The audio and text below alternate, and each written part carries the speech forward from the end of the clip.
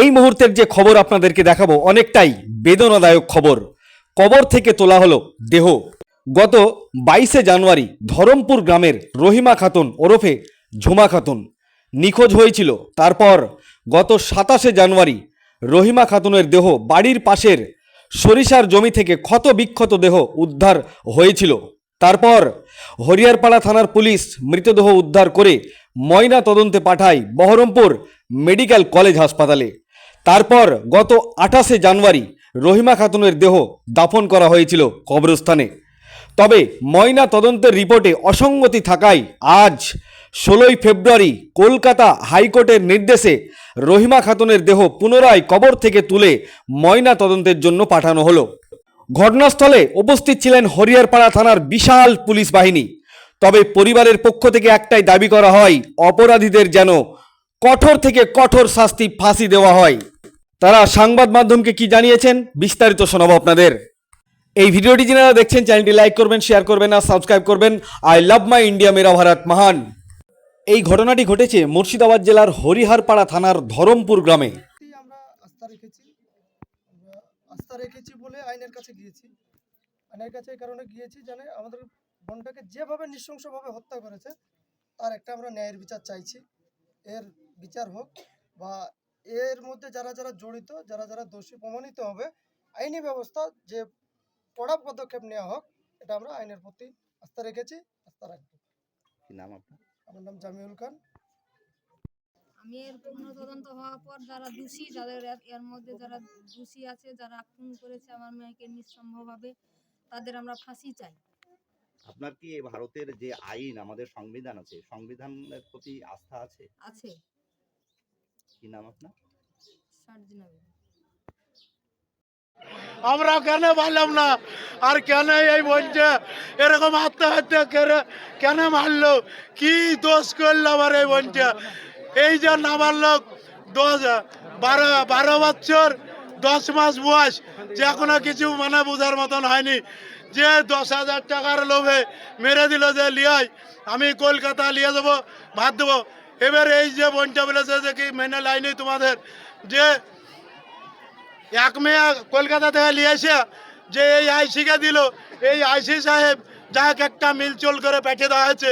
এই যে আমাদের পাশে গ্রাম যে আব্দুলপুর আলাদ্দির যে এক মাস ছাড়াই গেছি, আইনের পরে বিচার দিচ্ছি, আইনের কে আমরা অমান্য করবো না। আইন যেটা হয় সঠিক বিচার চাই, ফাঁসি চাই, এটুকু আমার বক্তব্য। আজকে প্রশাসন কে চালাচ্ছে? হসপিটালের রিপোর্ট ট্যাম্পার করা হচ্ছে, পোস্টমর্টম রিপোর্ট ট্যাম্পার করা হচ্ছে। এটা কাদের ক্ষমতা আছে? আমাদের দেশ মানে রাজ্যের স্বাস্থ্যমন্ত্রীটাকে, আমাদের রাজ্যের প্রশাসনিক মন্ত্রীকে, পুলিশ মন্ত্রীকে, ওই যে মমতা বন্দ্যোপাধ্যায়, তার দলেরই হবে। উনি তো খোলাখুলি ছাড় দিয়ে দিয়েছেন। রেপের হিসাব যেদিন করে দিয়েছিলেন যে এই কুমারী মেয়ে রেপ হলে এত টাকা, বিবাহিত মেয়ে রেপ হলে এত টাকা, মানে আজকে তো প্রতি মানে বুথে বুথে আপনারা দেখেছেন তো পঞ্চায়েত ভোটে কিভাবে বুথ লুট হয়েছে। আর যখন ভোট আসে এরা ওনার হয়ে, দিদির হয়ে কাজ করেন, বুথ দখল করেন, রিগিং করেন ওনার দলের হয়ে।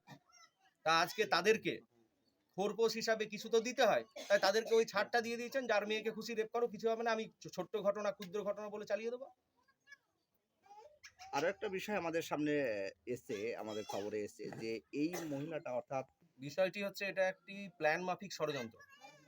ঘটনা হচ্ছে আজকে কে বিশ্বাস করবে যে একটি 18 বছরের ছেলে একা একটি মেয়েকে তুলে নিয়ে গিয়ে খুন করবে এবং এইভাবে তার চোখ তুলে নেবে, কান কেটে নেবে, এত নির্মমভাবে হত্যা করবে।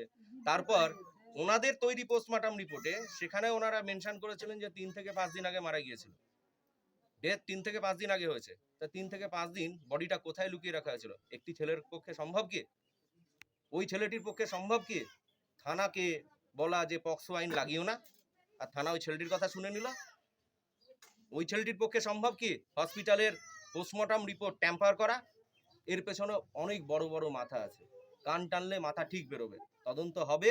আর যারা যারা পেছনে বসে ভাবছে যে সব দাবিয়ে দেবো, পয়সা নেব, আর আমাদের দলের লোক খুন করলে কিছু হবে না, আমাদের দলের লোক মানে কোনো রকম কারোর ক্ষতি করলে কিছু করতে পারবে না, পুলিশ আমাদের, প্রশাসন আমাদের, আমি তাদের বলে দিচ্ছি কান খুলে শুনে রাখুন। আপনাদের রাজ্যে মানে এই পশ্চিমবঙ্গ রাজ্যে, আমাদের রাজ্যে হতে পারে এখনো পর্যন্ত মমতা ব্যানার্জি মুখ্যমন্ত্রীর চেয়ারে বসে আছে, কিন্তু দেশের শাসন ব্যবস্থা এখনো বহাল আছে এবং আমাদের দেশে মোদির রাজ চলছে, জনগণের সরকার আছে। তা বাপেরও বাপ থাকে। আর আমরা তো দেখতেই পাচ্ছি প্রতিনিয়ত চারিদিকে কি ঘটনা। সন্দেশখালী, আজকে টিভি পর্দা খুললে সন্দেশখালী, আর সেখানে কি করছে, মেয়ে মা বোনেদের তো ইজ্জত লুট করেইছে, তার উপরে সেখানে যখন বাইরে থেকে কোনো প্রতিনিধি দল ঢুকতে যাচ্ছে তাদেরকে বাধা দিচ্ছে কে? পুলিশ। তাহলে পুলিশ কে? পুলিশ আজকে মমতা ব্যানার্জির পোষা গন্ডা। সংবিধান যেটা আমাদের সংবিধান আছে, সেই সংবিধানকে উপেক্ষা করে ওখানে 144 ধারা ভ্যাকান্ট করে দিয়েছে মাননীয় হাইকোর্ট। তবুও সেখানটায় পুলিশ বলছে 144 ধারা আছে, দিয়ে লোককে মারধর করছে। যারা ভেতরে আমাদের নেতা ডক্টর সুকান্ত মজুমদার, আমাদের রাজ্য সভাপতি বিজেপি, উনি যখন ওখানকার সাধারণ মানুষের